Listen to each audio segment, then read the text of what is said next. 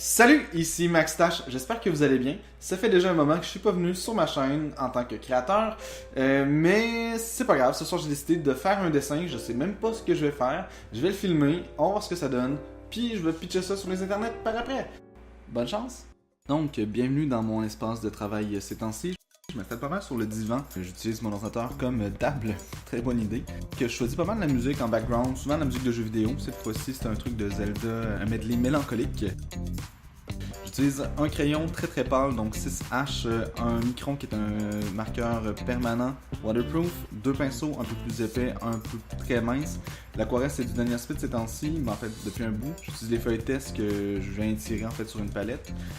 Qui était un peu sale. J'utilise de la gouache, j'utilise le vaporisateur d'eau, puis également la tasse. Tous les ingrédients, tous les outils nécessaires seront dans la barre d'infos si vous êtes curieux de voir un peu le stock, ça ressemble à quoi.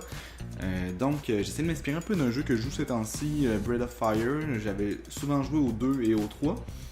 Mais là, je me suis lancé dans le 1, puis c'est un petit peu addictif. Faudrait que j'arrête peut-être. Donc, finalement, j'ai fait un monstre qui avait pas vraiment rapport avec le jeu, mais tu sais, un peu inspiré de quelques petits éléments de personnages là-dedans. C'est rare que je me lance dans une aquarelle sans faire de sketch. C'est sûr que c'est un peu pâle pour l'instant, mais j'ai besoin de faire mon sketch.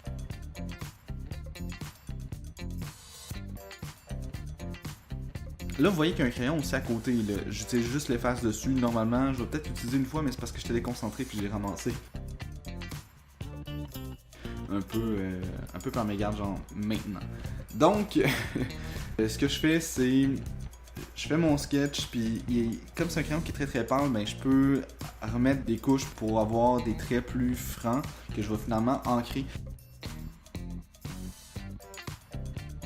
J'ancre pas toujours mes dessins. Je suis pas très à l'aise avec les feutres, avec les stylos, mais j'essaie de me l'imposer pour être un peu plus à l'aise. Puis une fois que l'ancrage est fait, ou le pas ancrage est fait, je vais faire mon aquarelle pas mal tout de suite après. De la façon que je fonctionne, j'utilise la palette qui est à côté. Je vais venir réactiver les couleurs en mettant un petit peu d'eau dedans.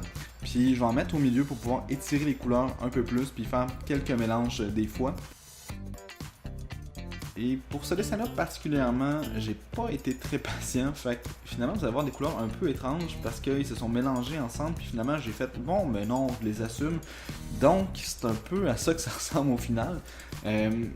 Puis j'ai fait des petites erreurs, comme dans quelques instants vous allez voir que la couleur mauve va se lancer dans un pic maintenant. Puis là j'essaie de faire tout ce que je peux pour le récupérer.